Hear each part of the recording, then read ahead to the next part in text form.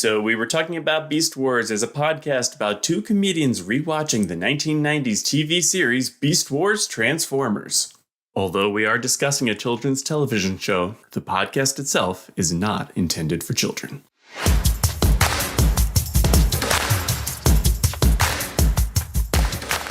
So Phil, in this episode, I was a little surprised by one thing. Even Waspinator is not exempt from the predominant Predacon ambition and self-aggrandizing that we see from a lot of the other Predacons.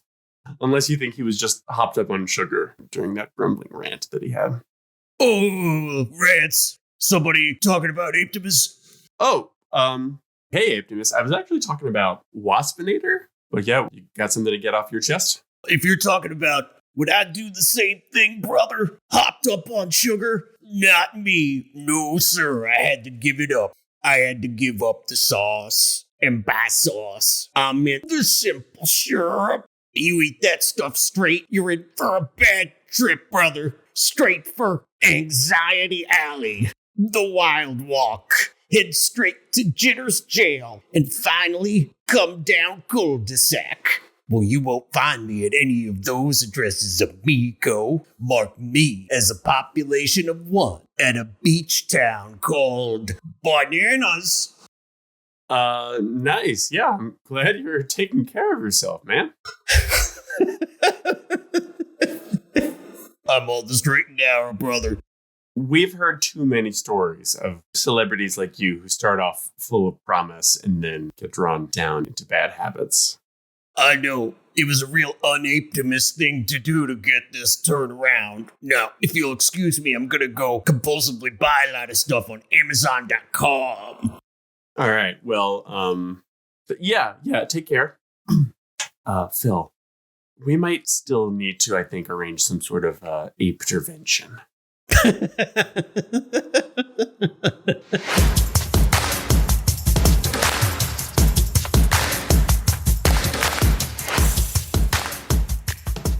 So we were talking about Beast Wars. We were talking about Beast Wars. I'm Phil Thomas. I'm Andy Hunter. Thank you for joining us. Today we are talking about Beast Wars Season 1, Episode 9, A Better Mousetrap. I really enjoyed this episode. This was fun to rewatch. Yeah. We start off with some Predacons underneath the Maximal base working to blow a hole under it. As we said last episode, Black Arachne's back. What was the point of having her be missing at the end of last episode's fight? I guess maybe just to establish that she'll sometimes be doing her own thing. Yeah, there's a little cabal of characters on the show who just kind of go off and do their own thing, and that's fine. It is interesting that in earlier episodes, the Predacons were portrayed as they're the ones who will get in line, whereas the Maximals were the ones who would bicker and they all need to express their own point of view and we need to reach consensus. But now we are starting to see that the Predacons will get in line when they have to, but some of them will also have their own side projects and stuff going on to advance their own ends. A new interesting wrinkle. Yeah, maybe they all have really rapey tarantula slayers. Oh, you know what? I'm fine to go most of this episode without delving into Tarantulas' extracurricular activities. Okay, we'll shelve that. In the Maximal base, Rhinoct and Rattrap are showing off Sentinel, their new base defense program. I guess maybe addressing the issue that a couple episodes ago we were talking about how the Maximals have autocannons that just target anything as opposed to distinguishing friend from foes. And I guess this is perhaps meant to address that. Yeah, it's a cool little piece of world building. I didn't realize all of this stuff happened, but yeah, it does kind of make sense. Yeah. They say it will be ready in 3 to 4 megacycles, which I guess maybe are analogous to hours, if cycles are roughly analogous to minutes, because they also use the term days in this episode. I took it to also mean hours. Yeah.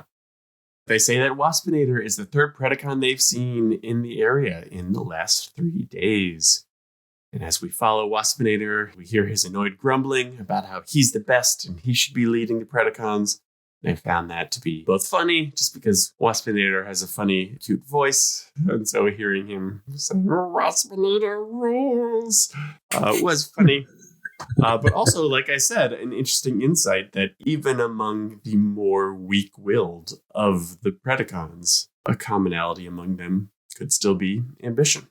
Yeah, maybe they all, at some point or another, feel like they should be the leader. Yeah, I guess we haven't seen that with Scorponok yet. That he is very much lockstep. I follow Megatron. It's probably why he ends up dead. Spoilers, man. Spoilers. Oh, yeah, sorry. You can cut that. No. We assume everybody watching the show is an old school Beast Wars fan. Because why would somebody who is watching Beast Wars for the first time be investigating this podcast? Yeah, it's not like Little Women, where that's a major spoiler that one of them dies. Sorry if everybody came to this podcast straight from a Little Women podcast. No, I do have to call bullshit on that because the Venn diagram between people listening to our podcast and people listening to Little Women podcasts is just a single circle. It's certainly got one person in it. I would assume my fiance is in that because I forced her to listen to one. Speaking of which, she was watching this episode with me and she noted that Waspinator reminds her a lot of Golem from Lord of the Rings in that they both have the same voice and they both talk about themselves in the third person. Oh, yeah. Andy Serkis, if you based your portrayal of Gollum on Waspinator, Beast Wars did come out before the Lord of the Rings movies were filmed. Hit us up. We'd love to have you on the show. You're going to be in New Zealand in the next couple of years filming new Lord of the Rings movies, so I'm nearby. How about this? I'll do you a solid, let you on my podcast so you can promote your little Lord of the Rings movie. And if you want, if you're really hurting for people, you can chuck me in the movie. Whatever, I'll do you a favor. Wait a minute. Really? The only guest we had talked about bringing on here was Tilda Swinton. Now we have to have Andy Serkis too? Yeah, bitch. Get in line. Any Andy is grandfathered in. He can just Yes.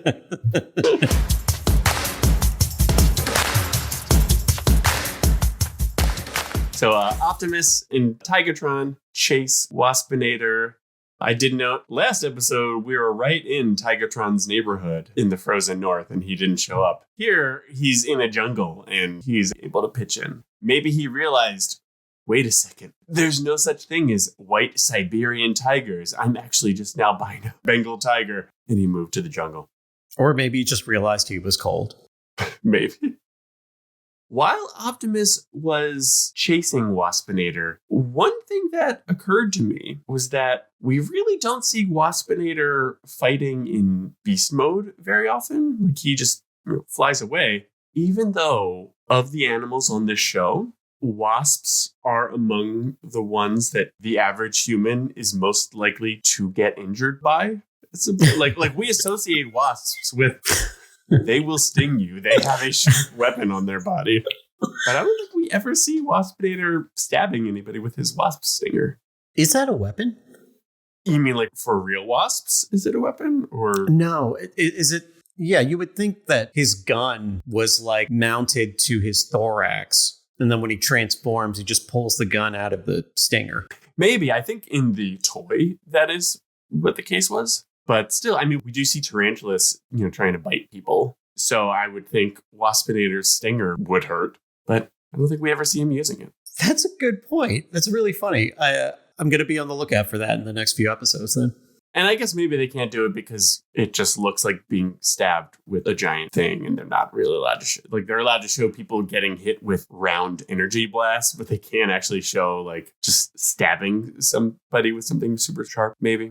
Yeah, that actually makes a lot of sense. Back at the Maximal base, Dinobot demands that they include deadlier defenses in Sentinel. As always, that is a perspective Dinobot takes. Like, why are you Maximals always pussyfooting around, just wanting to capture people non-lethally? But then he gets so mad, he breaks out of his binds when they demonstrate Sentinel on him, and he stabs the console in a blind rage, which, had they not gotten out of the way, would he have stabbed Rhinox? Dinobot has a temper, but usually we don't see him just fly off the handle and just stab the nearest thing. That's a good point. I guess that doesn't make any sense. He should have just gone for Rattrap, right? Yeah, you'd think. I know it's just because that's what the episode needed. But anyway, this activates Sentinel, and they've not yet installed the friend or foe program, so it identifies all the Maximals as threats. This is a pretty overdone sci-fi trope where when you break something, it will turn it on or turn it off or like whatever the situation needs. Later on in the episode, we see Rattrap shooting a door switch and it opens the door. I know that's just a convention, but in real life, if I stabbed my keyboard, my computer wouldn't turn evil and start trying to kill me or really do anything. It would just be like, all right, I'm getting no input now, so I'll just keep doing what I was doing. I will tie this back to the 90s. And something that happened in high school. I don't know if you remember this. I was an aide for the English department. And one of my tasks one day was to wait outside of Dr. Martyr's car for AAA to come and to go get him when AAA arrived. So I'm out there. And the reason he called AAA was that he was locked out of his car. And the keyless entry mechanism they had was like a 10-digit pad on the handle, all in a row, like 0 through 9. And you have to put a 3-digit code in to get into the car. Okay. So one of the things that I considered doing was, what if I just rubbed my finger across the pad 3 times? And I did it, and the door popped open. Whoa. So then I shut the door, and then I ran to Dr. Martyr, and I was like, Dr. Martyr, that happened. And he's like, oh, okay. Wow, that's crazy. I'll come out and try that later. And then there was another kid with me later, and he was like, that can't happen. You can't do that. I'm like, I swear, here's exactly how I did it. And I went 1, 2, 3, and it popped open again. So in the 90s, I think it's possible that things worked like that more than they do now. Okay. You know what? That actually does remind me. Also in high school, I was up late working on some paper or other. Our computer was in the basement of our house. It was always cold, so sometimes I had to run a space heater. And I remember I was just, I think I just like honked out and just fell asleep on the computer keyboard. And it broke the keyboard. And the space heater came to life and tried to kill my whole family.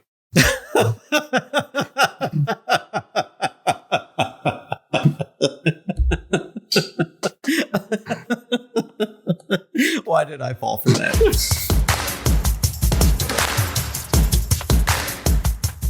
So we were talking about Beast Wars. Sentinel is now, targeting all the Maximals. I found it very funny that Rhinox makes Cheetor carry Dinobot out of the base because, of course, Dinobot has been electrocuted. He can't walk himself out. I found this so funny because Rhinox is clearly much bigger and stronger than Cheetor. Like, Cheetor is about half Dinobot's size. So to me, it's just very funny that Rhinox is like, you, Pipsqueak, drag that giant guy out of here. I'm going to stand here and bark orders. Yeah, and then it's like, we need somebody giant to guard the door. Rattrap, get on that. Rattrap opts to stay behind to fix his mess. And he says, he's starting to sound like Optimus Pinhead. And I thought, ooh. How would our friend Apetimus respond to one of his underlings? Wait a minute. Hey, I think there's somebody over your shoulder trying to get at the microphone. Who is that? Who do you think it is, fool? It's me, Apetimus Prime. Oh my God, perfect timing. Hey, Apetimus, do you have any thoughts on this part of the episode? Well, let's just say, Rattrap would have to say it behind my back. I mean, listen, I know I do a lot of reckless things. It's my brand. But calling me a pinhead is just a bridge too far. A bridge too far, Apetimus. Yeah. Sure, you can call me Apetimus Pinball Lover, because I play mean pinball. Call me Apetimus Package Full of Bananas, because I'm well known for ordering giant packages of bananas. But Pinhead, Apetimus has feelings too.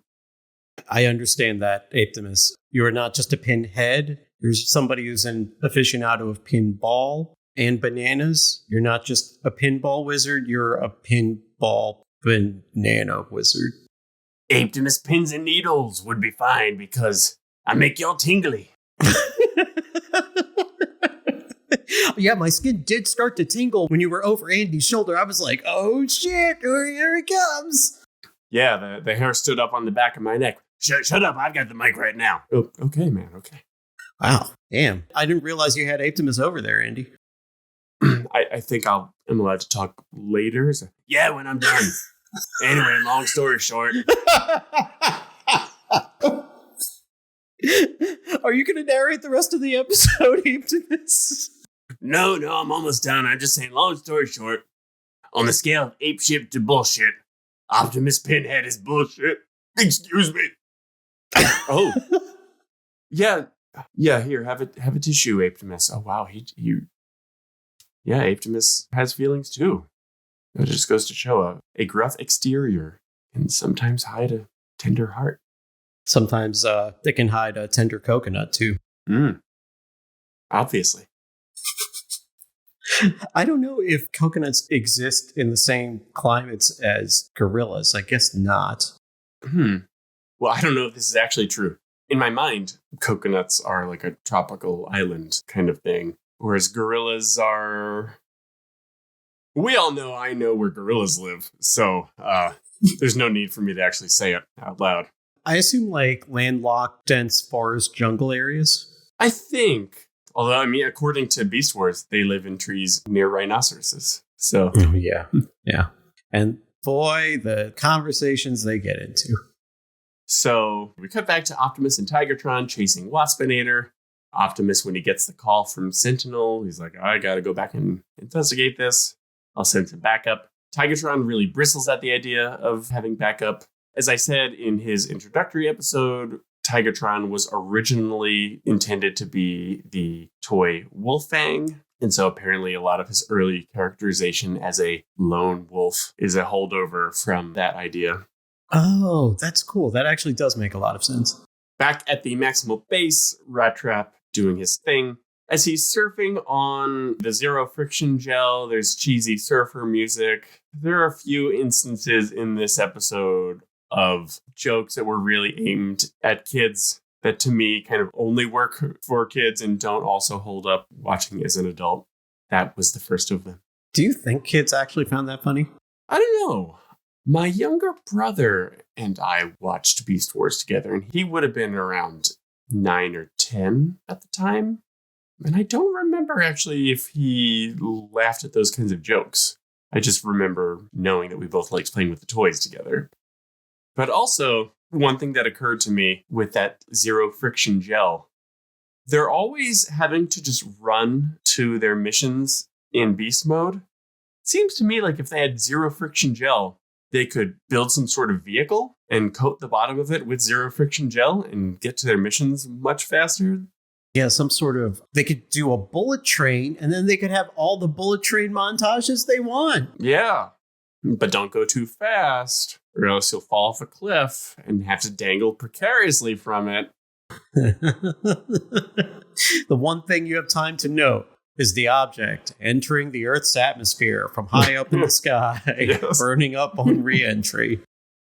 Rattrap finishes his surfing.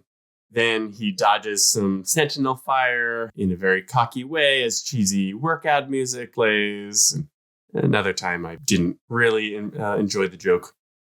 Back at the Predacon working site, they've got these light up worker drones. And it just reminded me just how rarely we see them using any sort of external tool like this.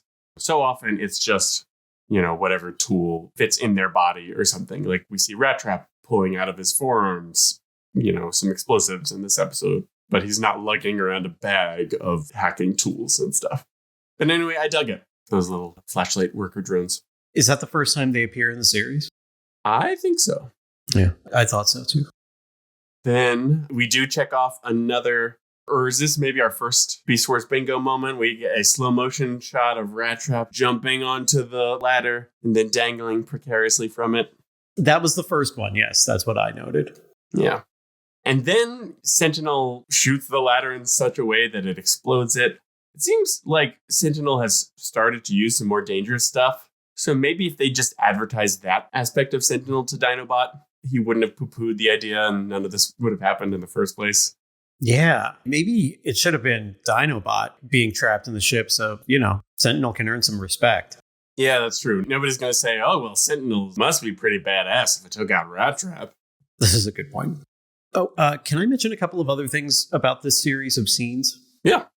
I noticed some homages, maybe they were intentional, maybe they were not, to a few different movies. Like him alone in the ship reminded me a little of Alien. It reminded me a little of 2001: A Space Odyssey. You have to fight the ship. And then when he's in the elevator shaft, that really reminded me of Die Hard. When he's trying to jump from the elevator doorway to one of the floors. Yeah. I thought there were some homages there, and I thought that was pretty cool. Yeah. And then I guess a few episodes ago in Equal Measures, we were talking about, was Cheetor in a hallway or an air vent? And I was like, why would a robot spaceship have an air vent or an air duct? I guess it was, because here, the stuff Rattrap was crawling through seems like it could not serve any purpose other than being air vents and ducts. It's funny. I was watching the episode with my fiance. She had the exact same qualms. She's like, how big are these air vents? And like, how big is Rattrap? Like, it seems like it's big for an air vent, but kind of small if it's a hallway. And I was like, Andy said like the exact same thing. Yeah. Back at Tigatron spying on the Predacons, he activates stealth mode to spy on the Predacons. That's a thing I think we don't ever hear about again.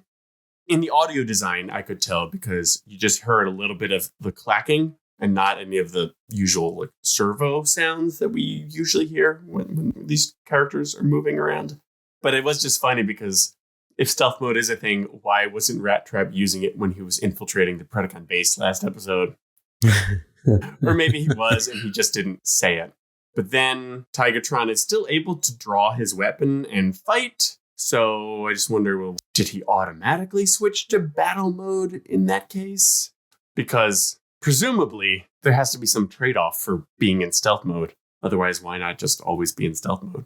Maybe there's some sort of protocol where your body or computer knows when your cover is blown and then it just goes into battle mode. Yeah. And it is funny. We do hear, this might be the only episode where we also hear the term battle mode. Because Dinobot, when he's poo-pooing Sentinel, he says, oh, a Predacon in battle mode will never be taken down by this. And then later on, Optimus orders all the Maximals into battle mode. So, stealth mode and battle mode. Maybe they only exist in this episode. We'll see. But anyway, Tigatron shoots at all the Predacons and manages to get their explosive device away from them. Meanwhile, Rattrap has made it to the Maximal computer core. It is surrounded by some sort of plasma moat. It was unclear to me if it is always surrounded by a plasma moat or if that was just something Sentinel activated just now. Ooh. Either way, we get another shot of dangling precariously over something, in this case, the plasma. There you go. Cutting back to Tigatron as the big vibration explosion device goes off. All the Maximals are like, whoa, a big hole has just exploded behind our base. I'm sure we'll definitely be seeing this in every episode, and it won't just be disappeared next time. Anyway, Maximals enter battle mode. They find Tigatron. I guess it just blew him up vertically that high, whatever. It's funny, at that point, when they go, battle mode, and then there's the montage of all of them transforming, and what they do in battle mode is they turn around and run 4 feet and stop. It was just like a great battle, guys. Yeah. A couple of other observations about Tigatron. When he went into stealth mode, I thought it would have been really funny if he had done the Looney Tunes walking around on his tippy toes at that point, like that. So, if he hides behind a lamp post that is far too narrow for him, but he nonetheless fits behind it. As a plucked cello play. Boop, boop, boop, boop. Boop, boop, boop, boop, boop. So I thought that would have been funny. And there are some slapstick moments like that later in the series. Thankfully, there are not that many. Also, I've been playing a lot of Helldivers 2 recently, and you can try to attempt stealth, but then there are times where you're doing stealth and you're taking some chances, and then at some point, one of the enemies will look at you. You're crawling around in the dirt, and then it'll turn around and look at you, and you're just like, oh, shit. And then what you do is like, you just throw a nuclear warhead into the base and start running. It's like the complete dichotomy of stealth. And it's like, oh shit, all right, here's a nuke. Let's get out of here. So like, I thought that was like the 0 to 100 parallel that Tigertron went through. Yeah, I have heard this one video game critic, goes by Yahtzee Croshaw. I think in the other podcast we do, Scandalous Games, the host of that show, Kevin, I think maybe has referred to Yahtzee a couple times. He refers to that as the cock-up cascade. When you're in some sort of stealth game or something, once you're caught, it just basically spirals into like, oh, right, well, I got caught, so I had to have, open combat with this one dude. And then that attracted 5 dudes.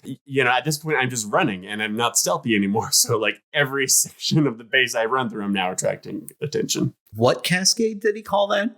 The cock-up cascade. Okay, that's what I thought you said. I just wanted to make sure.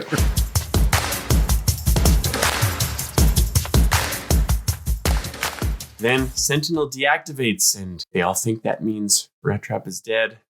Optimus says, I'll remember him with honor. And Dinobot immediately says, I won't disgrace his memory with lies. He was a stinking, omnivorous pestilence. Still, in some perverse way, I will miss him. Rhinox says, sure, he smelled bad. He was a rat. Which I thought, Rattrap probably doesn't smell that bad, because otherwise he would have had a really hard time sneaking around the Predacon base. Just as he was under that one air vent, all the other Predacons would have been like, why does it stink like Rattrap in here? Oh, I assumed all the Predacons didn't shower the same way Rattrap doesn't shower. Oh, okay.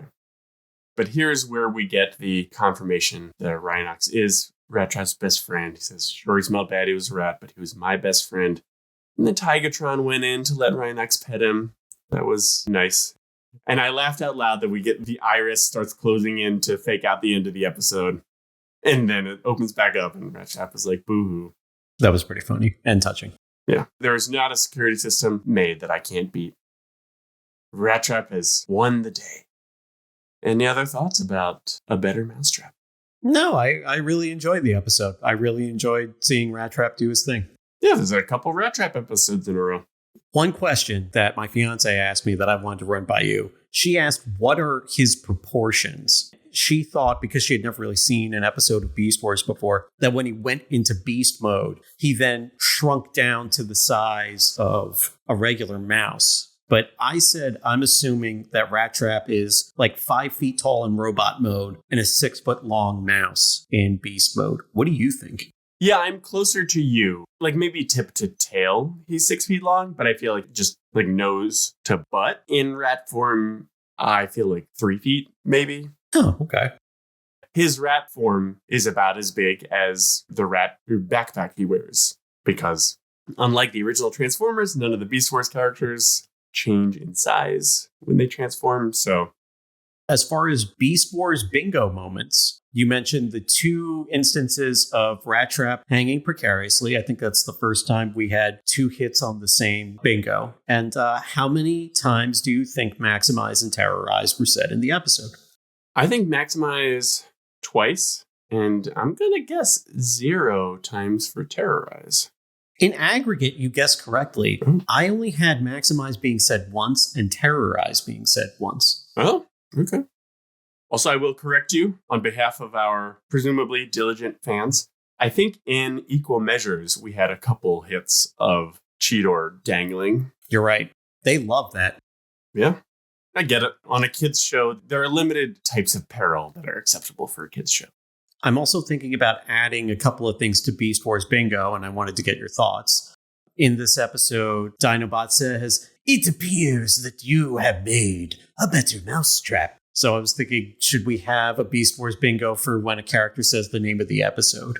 Maybe. I don't know that it happens all that often. But yeah, we can mention it when it does. And there's another thing that I was really remiss in not including from the beginning. And that is some body horror shit happening to Optimus, which seems like it happens in every other episode. Well, yeah, so he was discorporated and put in the ship and chain of command. Yeah, what in this episode were you thinking of? Oh, I'm just queuing this up for episodes we have coming up. Okay. There's also the moment where he gets taken into the ship like the alien ship, and then is astral projecting to everybody else. Yeah. And I think there's one other thing. So I feel like there's already been like 3 instances of this so far. Yeah. Optimus definitely goes through some things over the course of this series. Yeah, it's real bullshit. Yeah, not apeshit at all. Not apeshit. All right, then that will do it for our discussion of A Better Mousetrap. I've been Andy Hunter. I've been Phil Thomas. And now we have talked about Beast Wars.